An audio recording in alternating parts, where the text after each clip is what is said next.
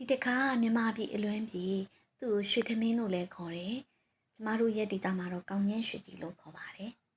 ။အားလေးကျမလှုပ်ရှားလိုက်ပါတယ်။အရင်ဆုံးကောင်းငင်းဆန်ကိုတနားရီလောက်ရည်စိမ်ထားမှာပြီးလို့ရှိရင်ပေါင်းမဲ့အိုးတွေကိုထည့်ပြီးတော့ပေါင်းပေးပါ။ကျမကသူ့ကိုမိနစ်30လောက်ပဲပေါင်းပေးပါတယ်။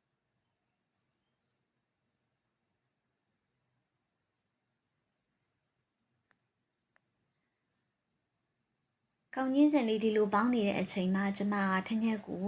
ရေလေးနဲ့ကြိုထားပါတယ်ပြီးလို့ရှိရင်ကျမကအုံလို့ပေါ့နော်ဒါကတော့အုံသီးအမှုတ်ပါရှင်သူတို့အမှုတ်ကြိတ်ထားတာနို့မှုတ်လို့အမှုတ်မျိုးပုံစံပေါ့အဲ့လိုကျမကရေအေးလေးနဲ့ဖြော်ပြီးတော့ဒီထညက်ပြောတဲ့အချိန်မှာသူ့ကိုတစ်ခါရေးထည့်ပေးလိုက်ပါတယ်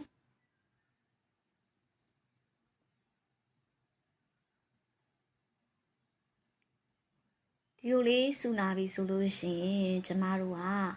ခုနပေါ့နော်ပေါင်းထားတယ်ဒီပေါ့ဒီလိုလေးသူကြာလေးစူအောင်ထားပေးလိုက်အမြင့်ကလေးထားလာပြီဆိုလို့ရှိရင်ခုနပေါင်းထားတဲ့ကောင်းချင်းစံလေးကိုထည့်ပါတယ်ဒီနေရာမှာကျွန်တော်တခုသတိပေးချင်တာကဒီမီးကိုပေါ့နော်အရင်ကြီးမများပါနဲ့မီးမြင့်မြင့်လေးနဲ့ပဲဖြည်းဖြည်းလေးနဲ့ပဲသူ့ကိုဒီကောင်းချင်းသားတွေရောဒီထညက်ကောအုံးတို့ရောအကုန်ပေါ့နော်ဒီရောသမအောင်ကိုတည်တည်ချာလေးမှွေပေးလိုက်ပါ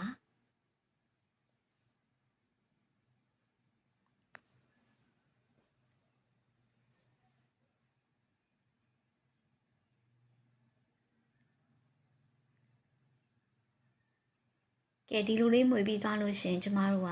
သူ့ကိုပေါ့နော်ခင်းမဲ့ဘန်းနဲ့ဒါမှမဟုတ်စလုံးလေးကိုထည့်ပေးပါဒီနေရာမှာကျမတခုပြောချင်တာကဘန်းကိုစီတုပ်ပေးရင်ပိုကောင်းပါတယ်ကျမကတော့မတုပ်လိုက်မိပါဘူး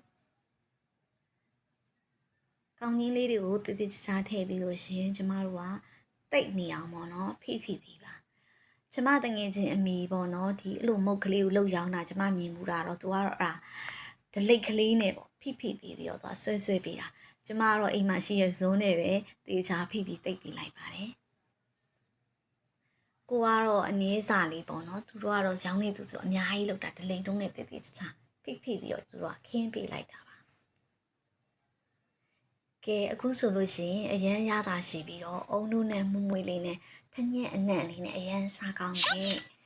ဒီကျမတို့ရွှေသမင်းခေါ်ကောင်းငင်းရွှေကြည်ကိုရပါပြီ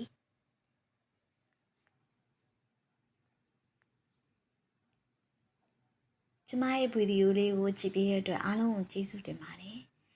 အဝေးရချားမှာနေရတဲ့မြန်မာလူမျိုးတွေဒီလိုမုတ်ကလေးကိုလှုပ်ရှားကြည့်ပါရန်စားလို့ကောင်း